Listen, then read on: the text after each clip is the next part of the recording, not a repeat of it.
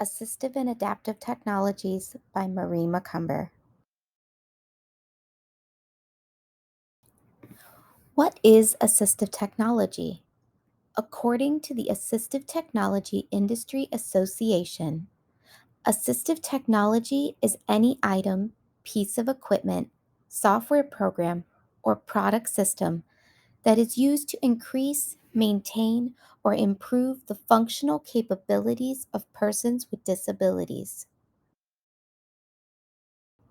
This can be hardware, computer software, specialized learning materials, curriculum aids, specialized curriculum software, electronic devices, health and physical aids, and the list goes on and on. What is adaptive technology? The University of Missouri Adaptive Computing Technology Center describes adaptive technology as special versions of already existing technologies or tools that provide enhancements or different ways of interacting with the technology. Example of these can be large print materials, computers with voice output, word prediction software, or alternative types of keyboards or mouse for physical limitations. Assistive and adaptive technologies come in forms, which usually fall into one of three categories: low tech, medium tech, and high tech. Tools for Life, Georgia's Assistive Technology Act program, which is dedicated to increasing access to and acquisition of assistive technology AT devices and services for Georgians of all ages and disabilities, gives great examples of what these different categories mean. Low tech AT are devices or equipment that don't require much training, may be less expensive, and do not have complex or mechanical features. This school year, I had to fight to keep my whiteboard in my classroom. The school had purchased a 75-inch television for every classroom in order to have technology immersed in those rooms. The whiteboards were to be taken out because they were not considered technology. I argued with several members of a committee that whiteboards were indeed technology. They were considered a low tech device in the classroom. Students are able to interact with this device by practicing content, displaying information, and using magnetic manipulatives. There is also strong research supporting students writing on vertical surfaces to develop their fine motor control. Other examples of low tech devices might be using a pen and paper to communicate, eyeglasses, a special grabbing tool to help those with physical disabilities reach items easier, or utensils with specialized grips. Tools for Life continues on to explain that AT devices or equipment that range in the middle of the continuum may have some complex features, may be electronic or battery operated, may require some training to learn how to use, and are more expensive than their low tech devices. Examples of these types of devices could be calculators, audiobooks on tape, CD, talking book players, a manual wheelchair, or voice amplification systems. Finally, high tech AT refers to the most complex devices or equipment that have digital or electronic components, may be computerized, will likely require training and effort to learn how to use, and cost the most. These types of devices can include electronic hearing aids, a white cane for visually impaired users, motorized wheelchairs, or digital braille displays. As you can see, many of us without disabilities use a range of assistive and adaptive technology daily in our educational, professional, and personal lives. Recently, I attended the Assistive Technology Industry Association conference. ATIA is an industry organization specializing in the education, research, and production of assistive technology products. While walking between sessions, I saw a woman who was wearing a t shirt. It said, "Assistive technology is not cheating." As a teacher, I have unfortunately heard this quite a bit in my career. Students, teachers, and sometimes other parents will accuse an individual or an individual support person of cheating in order to get this person ahead of the rest of the class. Assistive and adaptive technologies are not a tool to help others get ahead of their peers.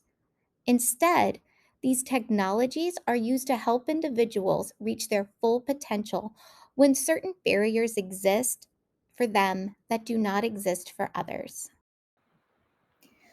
This situation was highlighted really well in the 2012 book Out of My Mind by Sharon M. Draper. While fictional, this book was based on a girl with cerebral palsy who is nonverbal. In the book, the main character gets a speech output device in the fifth grade that is able to speak for her when she presses the screen to input characters, words, phrases, or entire sentences of speech. She is able to highlight how intelligent she is when the other students in her class assumed she was not because she couldn't speak or control most of her body.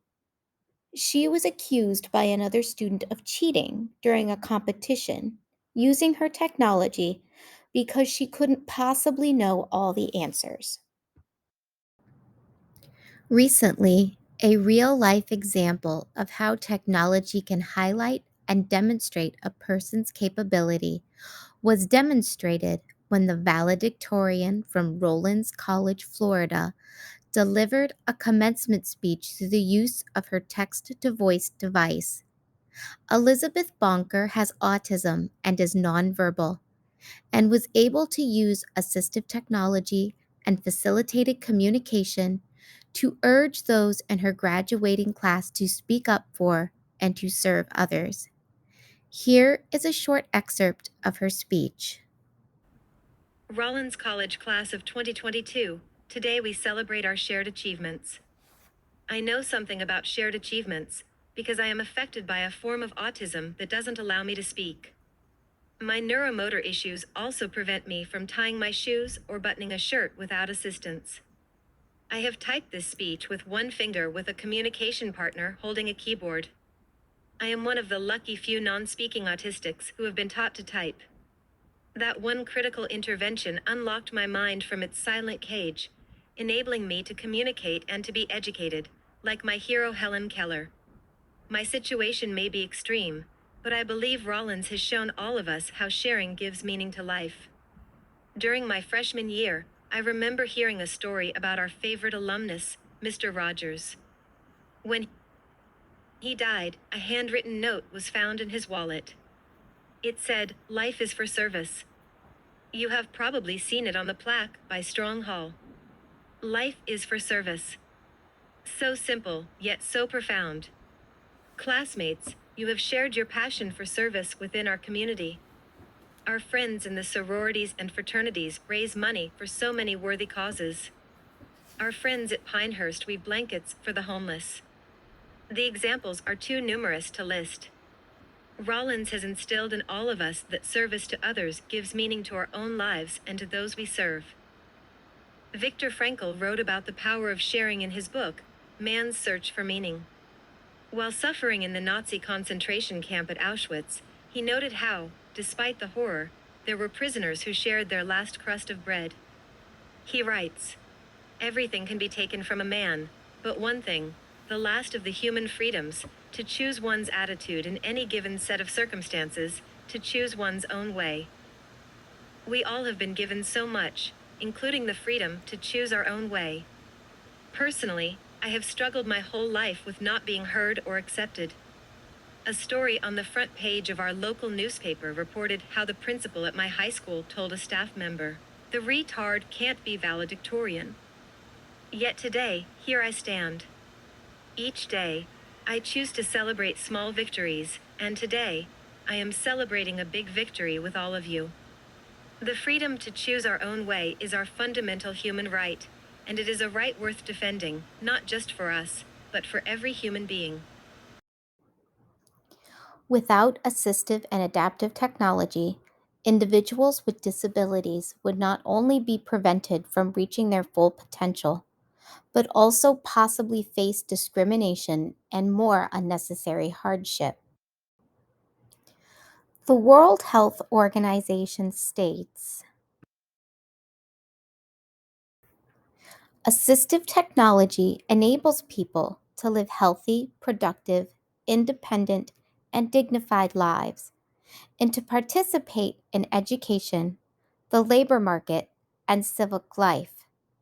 Without assistive technology, people are often excluded, isolated, and locked into poverty, thereby increasing the impact of disease and disability on a person, their family, and society. Many organizations and policymakers have embraced the Universal Design for Learning framework in order to give the greatest reach to all learners. Universal Design for Learning, UDL, is a framework to improve and optimize teaching and learning for all people based on scientific insights into how humans learn. This approach gives equal opportunity to all students in order for them to be successful. UDL is based on three main principles. The first principle is engagement. Engagement looks for ways to motivate learners and to keep their interest. Some ways that engagement is used is by letting learners make their own choices, giving assignments and activities that feel relevant, and creating opportunities for all learners to get up and move about in their space. The next principle is representation. Representation offers information in more than one format. Instead of simply providing written directions, an instructor could also provide directions in an audio format. Instead of lecturing a student on how to solve a math problem, a video could also be used to show the individual steps in order to learn this problem. Anytime hands on learning is utilized, representation is being used. The last main principle of UDL is action and expression. Action and expression gives learners more than one way to interact with the materials they are given and more than one way to show what they know. In a classroom which uses the UDL framework, a teacher may give students a choice on how to express their learning. They may be able to give an oral report, create an artistic piece, or take a traditional pencil and paper test. The goal of UDL is to use a variety of teaching methods to remove any barriers to learning. It's about building in flexibility that can be adjusted for every person's strengths and needs. UDL and assistive and adaptive technologies share more commonalities in that it makes learning more accessible in general education classrooms, which is where most kids who learn and think differently spend most or all of the school day. They both present information in ways that adapt to the learner instead of asking the learner to adapt to the information. UDL and assistive and adaptive technologies also give students and workplace trainees more than one way to interact with material.